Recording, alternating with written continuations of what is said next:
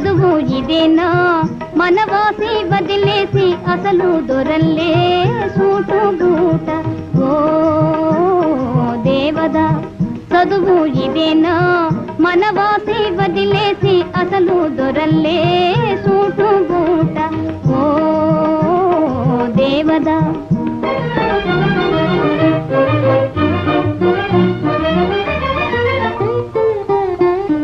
పల్లెటూరి పిల్లకు ఉలుకు హెచ్చిందే బదులు పల్కడము పట్టుపడిందే పల్లెటూరి పిల్లకు ఉలుకు హెచ్చిందే బదులు పల్కడము పట్టుపడిందే పసికున్న సిసలైన జాన అయిందే బాగు బాగు పసికున్న సిసలైన జాన అయిందే